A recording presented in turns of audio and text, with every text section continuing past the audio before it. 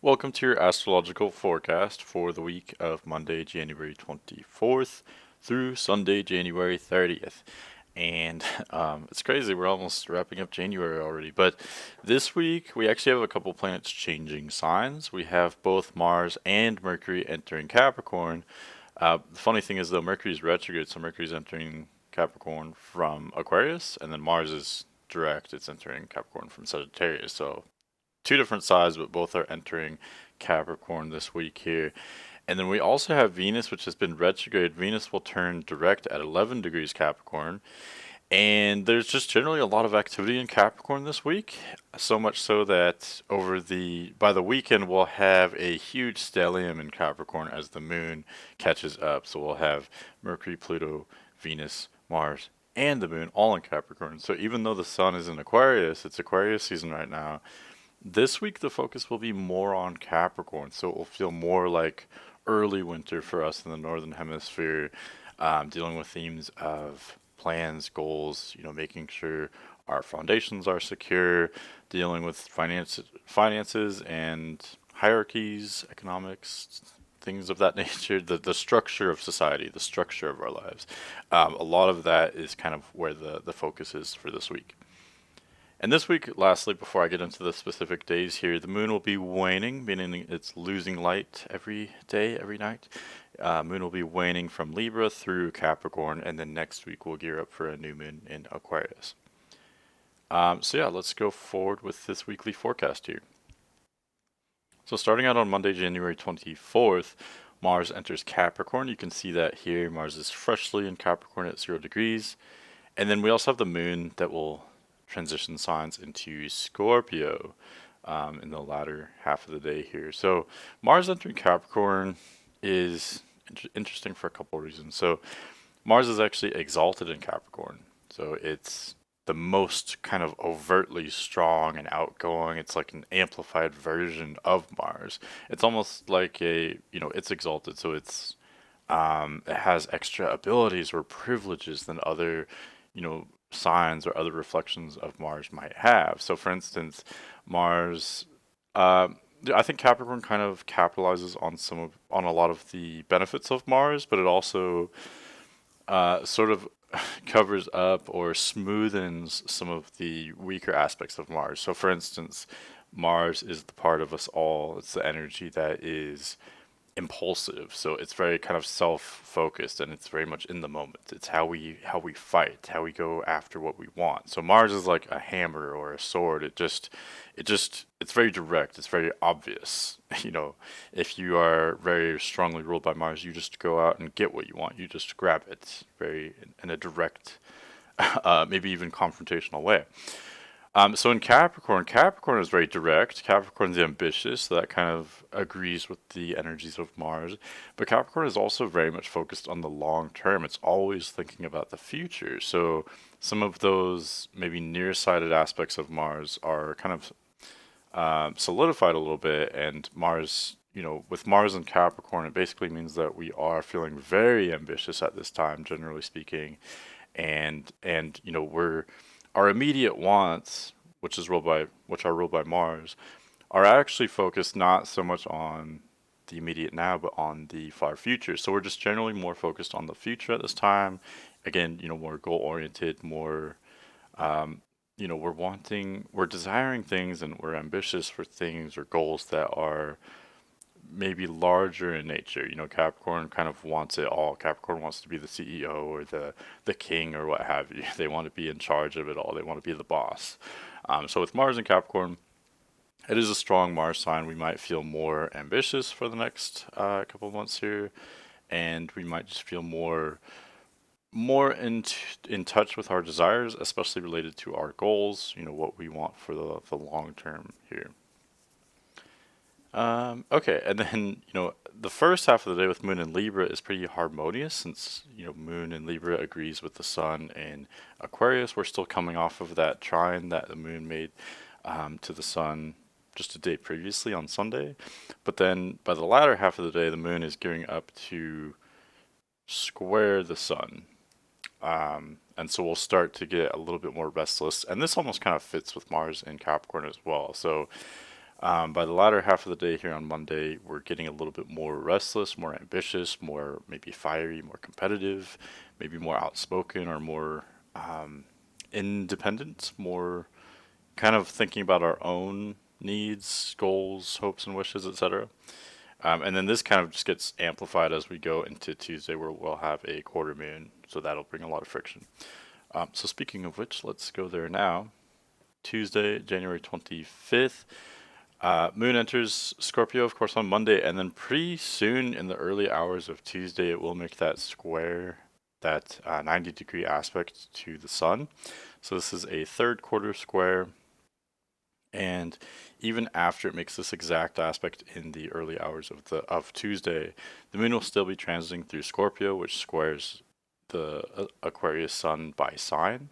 So we'll still feel a lot of that amplified kind of frenetic energy. So when we have squaring planets like this, making a 90-degree aspect, we feel restless, especially with the sun and the moon, which control so much of the vibe and the daily rhythm of things.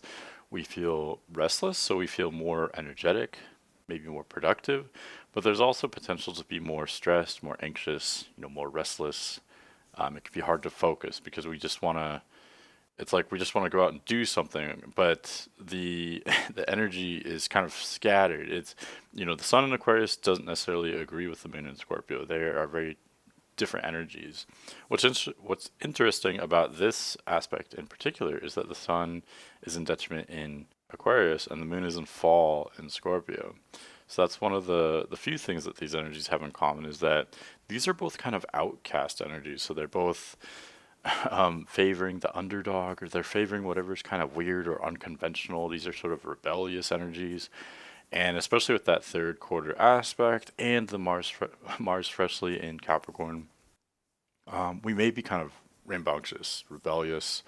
There's this grittiness, which can be fun. It can be sexy. So the Aquarius Scorpio square is actually a very sexual square. I guess just because Scorpio is, of course, the sign of sexuality. It's very sensual, very emotionally deep and penetrating. And then Aquarius is kind of rebellious. It likes to get weird. It likes to kind of get out there and be different or be very experimental. And so when you combine these two energies, it can be sexual. There's that kind of grittiness or that, I don't want to say competitive energy, but sometimes when you have clashing energies like this, it can actually be kind of sexual. So there's this kind of competitiveness, this grittiness to the day, and I guess the way to capitalize on this would be definitely to be more active. I always recommend that with any quarter aspects, especially 90-degree aspects between the sun and the moon. I always say to be active. It's hard to relax, so you can use this extra energy to kind of motivate yourself and I don't know, get out there and do something, whether it be for work or for fun, for pleasure or business. Just kind of get out there and do something. Make sure you're being more active because it will be easier to do so at this time. And yeah, I think these are kind of very independent, individualistic energies. So this can be difficult or challenging if we do need to collaborate at this time. So it might be hard to get a group of people, especially a large group of people, to be on the same page right now. But if we're kind of focusing on ourselves and having some kind of healthy, friendly competition between one another, I think that's kind of the best, the most idealistic outlet for this energy, for these energies here that are combining together. Because we will be kind of, I don't know, just more focused, or the energy is more toward our unique eccentricities. So we're kind of, letting our quirks show. We're letting our freak flag fly at this time. So that's generally the attitude of the day. And later in the day, we actually have Mercury retrograde. It enters Capricorn, which I just mentioned here at the beginning of this video. So this indicates that we've had some kind of unfinished business here. So Mercury, entered Aquarius earlier this month, but then now it went backward, and now it's going backward back into Capricorn. So we weren't totally done yet. Maybe we still have to revisit kind of our goals or our foundations in some way, our finances, or something to do with our hierarchy. So Capricorn also rules authority figures. So your fatherly type figures, or your boss, whomever that may be. Whoever is like quote unquote above you in the hierarchy is kind of ruled by Capricorn. So Mercury going retrograde back into Capricorn shows, maybe we've kind of missed something in that part of our lives recently. We haven't been focusing on that area. Maybe, we haven't been prioritizing it enough. We need to kind of go back and revisit some kind of theme there. Maybe put more thought or time into those themes of, finances, hierarchies, authority figures, um, something to do with that. So, and this can be a little bit confusing as we're starting to go through it because Mercury retrograde is the time where we feel like we're in the dark. It feels dysfunctional, but it's a process of gaining that insight, gaining that awareness where we may have missed it before the first time Mercury passed through this area. Okay. Going forward to January 26th on Wednesday, Moon is of course in Scorpio here, and by now it's pretty far from that 90-degree aspect it made with the Sun. But again, like I said, it's still in the sign of Scorpio, so it's still squaring the Sun, and so there's still that kind of frenetic edginess. We're wanting to be quirky or different. And I should mention that being individualistic like this, it can actually, it can be hit and miss. A lot of times that's what attracts us to other people. We all want honesty in other people. Everyone wants that. And so I think it's attractive. It's almost universally attractive when you see someone being their fully authentic self and being completely unapologetic for it. I think we're all attracted to that. So we can all kind of share this energy at this time. And maybe, even if the only thing we have in common is the fact that we are unapologetically ourselves, even that is enough to build respect. These are the kind of themes that are brought up with Aquarius and Scorpio, and even Mars and Capricorn as well. Letting yourself be different or weird, and respecting someone else for the differences. The differences between us, is what makes life interesting. The uniqueness is something to be shared. So these are a lot of the themes that are generally brought up here. But just generally speaking, Moon's in Scorpio, so we might feel kind of emotionally intense at this time. This applies to Tuesday as well. But we are kind of maybe more, well, especially combining this with Mars and Capricorn, we are competitive, but not just competitive, ambitious, but we're also very perceptive at this time. The Moon in Scorpio peers through things. It's like it has X-ray vision, so it sees through complex systems, and it's intuitive. It's not only has analytical capabilities, but it's also just kind of emotionally intuitive as well. So this is a really interesting mixture. It's almost, I would say, this is kind of a dysfunctional group here. Just in general, these are the latter signs of the zodiac. We have almost all the planets in Pisces, Aquarius, Capricorn, and then Scorpio. So as we get later into the cycle here, wrapping up the sort of celestial year, I want to say, these energies get more ambiguous, more kind of unusual or eccentric, more kind of, generally speaking, more different from the norm, different than what's expected. So more strange, more ethereal, more spiritual. So just generally speaking, kind of taking a step back from it all and combining all of these energies, that's generally where the focus is. And this is generally something we experience as we go through winter. Winter, this is the last kind of stage of these energies, the last stages. And so, things get not only more complex and abstract and ambiguous and unique, but they also get less physically oriented. Aquarius and Scorpio, I think, can compel us to flaunt our uniqueness in maybe a physical way, so having maybe a striking physical appearance. But at the same time, I think these energies fundamentally are sort of more non-physical in nature, which is maybe that's what makes them kind of so striking or so unusual, is because things become more metaphorical now. We're more kind of drifting into a method of manifestation that's not so direct and not so physical. So winter is a time that's less active, generally speaking. I'm referring to the northern hemisphere here, but it's more active non-physically. So we're dreaming more. There's more intuition or imagination, more thought, more feeling. So it's almost like a sleep time. It's like a time of hibernation almost. We want to be less active, but we are subconsciously dreaming up what will become spring, and then that's where the physical activity begins. So anyway, that's just maybe that'll give you something to think about on this Wednesday here. But let's go forward to Thursday, January 27th. Moon enters Sagittarius. And this is nice as well. So this continues a lot of Sagittarius, much like Scorpio, they are very different signs, but something they have in common is that they do like to kind of flaunt their eccentricities, I think. Scorpio is more modest, it's more kind of internal. Sagittarius is very external. In some ways, it's almost like a very externalized version of Scorpio. And so the moon traveling from Scorpio to Sagittarius means that we're still kind of wanting to be kind of different and rebellious and kind of question things, question the norm, flaunt our individuality. But in Sagittarius, it's in a much more kind of light, free flowing way, much more kind of fun and playful way, I guess I could say.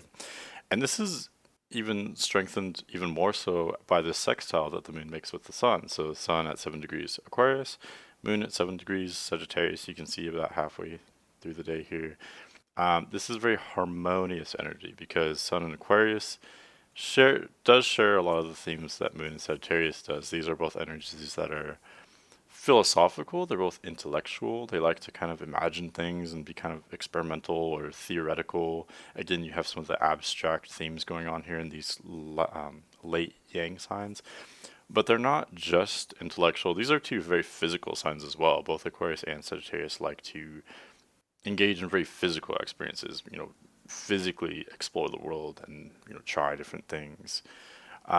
So this is really fun sextile. Of course, it depends on your own personal astrology, how you would relate to these energies. But generally speaking, I think this would be a little bit more of kind of a party energy. I think people are in maybe high spirits at this time. There might be generally more activity. Now, we still feel some of the dysfunction of Mercury retrograde, and Venus is still in her late stages of this retrograde cycle.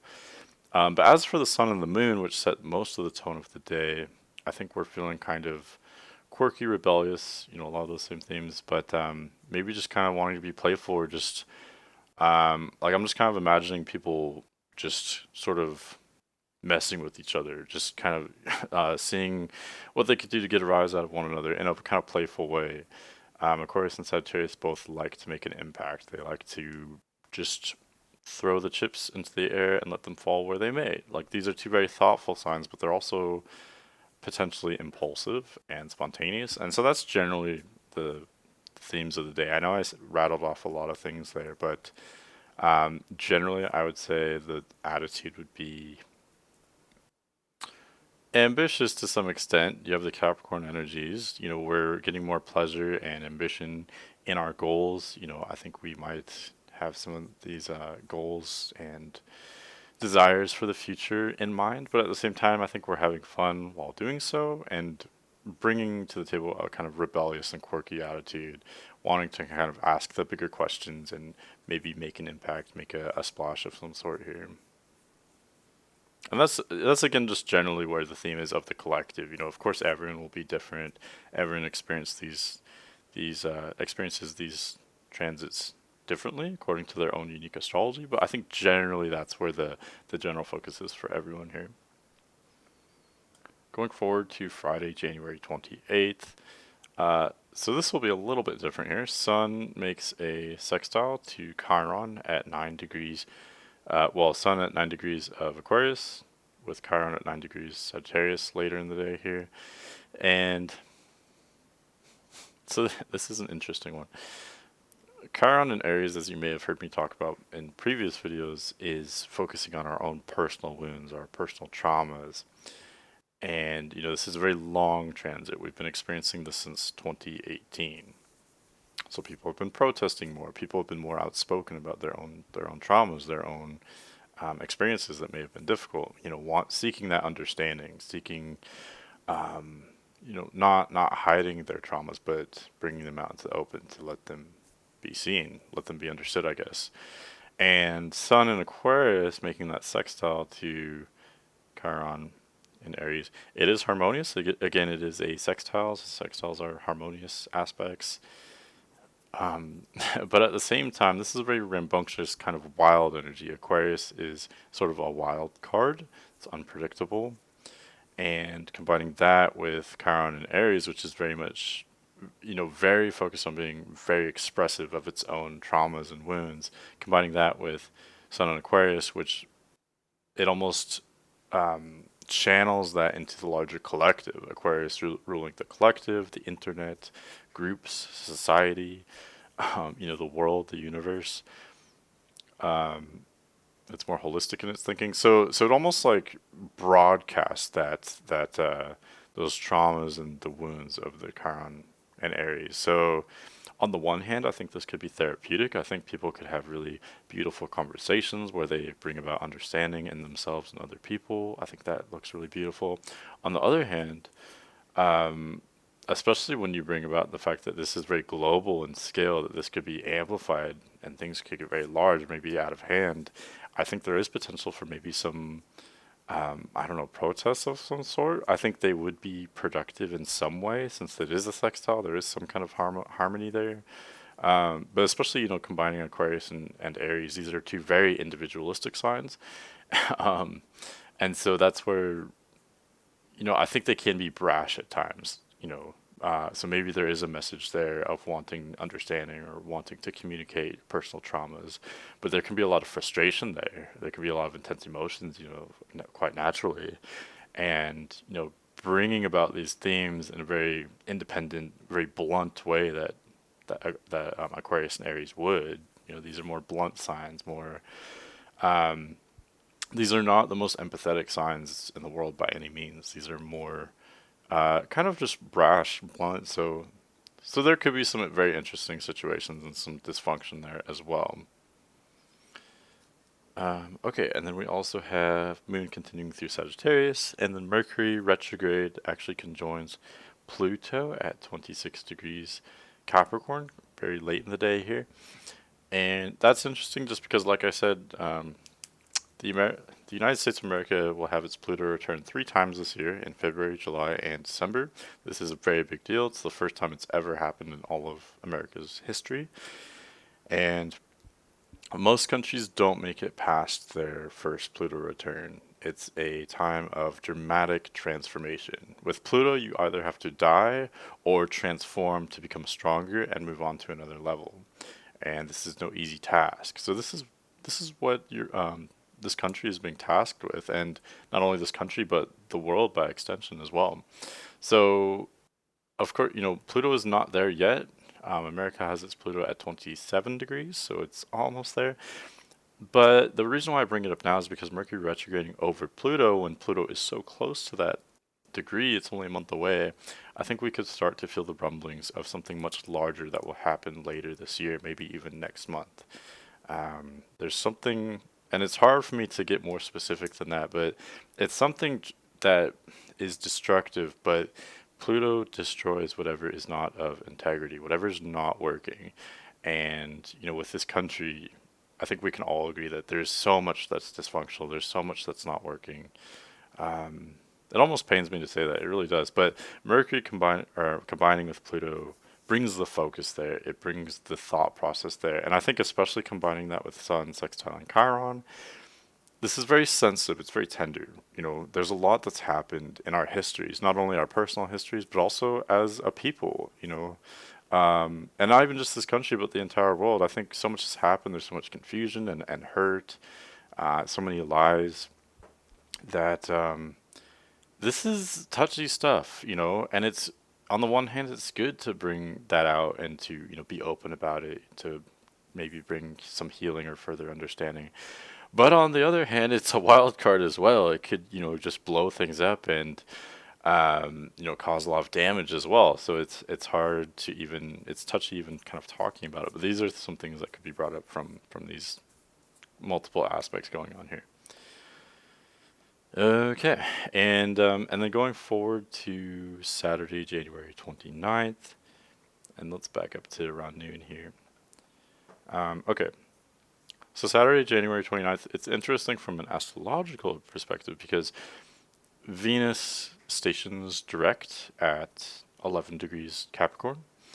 So it's been traveling backward. It finally, it basically stops. It's not really moving at this time, but it will gradually start to turn direct here, start to move forward. But as it stations direct, it makes an imperfect trine to Uranus at 10 degrees Taurus. This means that Venus was traveling backward, it was retrograding, it was getting closer and closer to 10 degrees Capricorn, where it would theoretically make that trine with Uranus, but it doesn't quite reach that degree. It stops at 11 degrees Capricorn and it will move forward. So it will never, you know, at least not for right now, right, not for this transit here.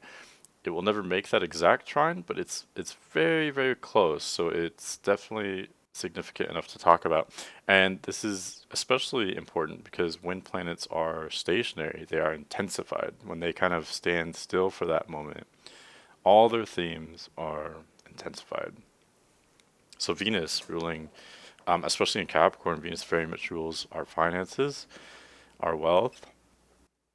Um, it can also have to do with a lot of like commitments. So what do you invest in? You know, what kind of relationships do you invest your time and your energy into? So a lot of this is financial, but a lot of it is just whatever you invest in. So a lot of it can be emotional as well. Venus rules whatever we desire. So a lot of times that does boil down to money and relationships. Venus does pertain much to those things, but anything you desire, anything your goals are focused on. And as a people, as a collective, especially in Capricorn, it does have a lot to do with the economy. So Venus making that trine with Uranus, not exact, but pretty close, and especially Uranus being in Taurus, which also rules money and commodities. These are both earth signs here. This indicates some kind of potential for a large, unpredictable change. I am predicting it, but on the other hand, I can't predict what it is exactly. Uranus is a wild card. It's never. Um, it just indicates shifting values with commodities, for instance. So commodities that may have high value one day before this aspect may have low value afterward, or vice versa. So shifts in the economy, shifts in the stock market, very dramatic changes, highs and lows. Just more volatility in general is what I would expect here. But this is a trine. Trines are harmonious, trines are easy, and Venus is a benefic. Venus is one of the easiest planets to work with. It generally brings abundance and positivity. Generally speaking, not always, but considering it is Venus and it's a trine, I think there's some kind of positive implementation, some kind of positive change that has the potential to be made here regarding our finances, but also again commitments, relationships. Maybe there's some kind of turning point here, and maybe it is intense, maybe it's challenging, maybe this is very heavy. Um, Especially in Capricorn. Capricorn rules things which are permanent or semi permanent. These are parts of our lives which we want to be stable. So if we are a part of a hierarchy, I suppose we would want it to be stable, or it rules our foundation. So it can be hard when there's change there. But at the same time, this is a kind of beautiful aspect. I think there can be an awakening here, shifts in consciousness. We may realize something on a fundamental level or make a really positive change with our finances and just generally what we invest in as well. Hopefully that makes sense. And by now, here we have the moon, which has entered Capricorn. So now, this is what I was saying earlier. We have Pluto, Mercury, Venus, Mars, and the moon all in Capricorn. So there's this huge focus there. Capricorn is a heavy sign. This is one of the more challenging signs of the zodiac to experience the energy of, because it represents challenges. It's ruled by Saturn, so Capricorn pushes us to become better, and it's also all about the long term. That can be difficult for us as well. It's hard in Capricorn because you can't always enjoy yourself in the moment.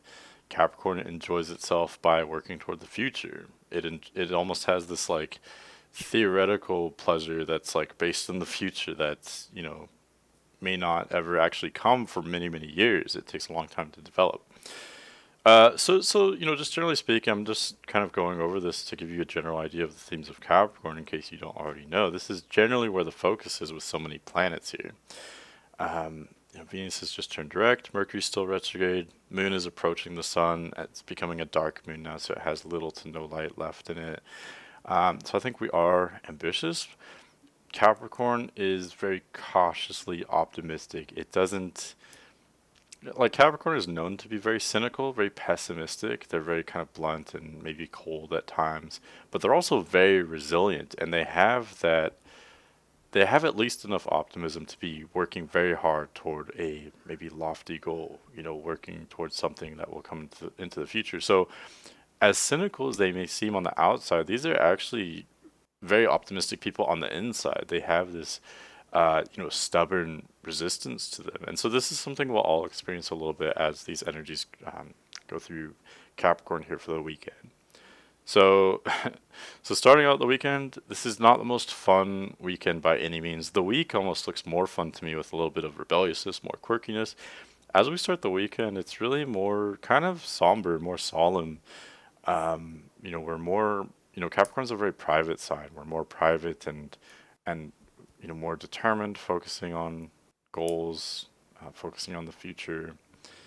Um, I think with Venus and Mars here, it's showing that the pleasure is really to be had in productivity and like working toward our goals and such. Um, so I don't know, that's interesting. It's hard for me to even really capture that because it's just interesting because Venus and Mars together are usually sexy. It's what we desire. It could be very sensual, but Capricorn is not the sexiest sign. It's I think there is a huge beauty there. There's enjoyment, but it's something that takes time. It's something you have to work for, and so that's like some of the lessons that we learn here with all these planets in Capricorn. That some of the things that are most enjoyable are things that are earned and not inherited, things that we have to work on our own very hard for. So it's a very bittersweet message. This is a bittersweet sign, I would say. Um, but um, but yeah, this I guess on the positive side, I think there is a lot of potential to make some new progress involving our finances, our commitments, and just generally what we invest in. Going forward, lastly, to Sunday, January 30th. We still have this huge stellium, so everything I have said about Saturday, much of it applies to Sunday. There's this kind of heaviness, this focus on the long term, etc. These changes with our commitments and our resources, our investments, etc. But what Sunday brings to the table is this square aspect between the Sun and Uranus. So Sun at 10 degrees Aquarius, making a square to Uranus at 10 degrees Taurus. So this too brings a shakeup, brings some changes, especially because Sun is in Aquarius, which is ruled by Uranus. Both the Sun in Aquarius as well as Uranus generally are unpredictable and can bring sudden changes. But Uranus in particular is in Taurus, which again rules our finances and our what supports us. What do we desire, physically? So like what physically supports us. So Taurus rules kind of our income, our food, and a lot of it is for pleasure, but a lot of it's also, like I said, for supporting us as well. So with Uranus and Taurus, this shows, we're in the middle of an 8-year transit of massive changes to our economy, economic volatility, and with the Sun in Aquarius making this square to Uranus, it shows that there could be a kind of a turning point, or things could be kind of reaching critical mass, becoming in a things that may have been building up for a long time, almost like a volcano, suddenly may give way on January 30th. Again, especially when it comes to finances, things that support us, etc. So this would just show potential for massive, unpredictable changes, huge changes. So this is the energy of earthquakes. Maybe literally, maybe metaphorically. Just sudden changes. Things that were stable for a long time have the potential to suddenly change now, especially financially. that's what I have for this week. Next week, we do have a new moon at 12 degrees Aquarius, so that will be interesting. And then Mercury will also finally turn direct, so we'll actually have all the planets direct. So that means a lot of new increased activity and a lot of other stuff. So stay tuned, and I wish you well. I'll see you later.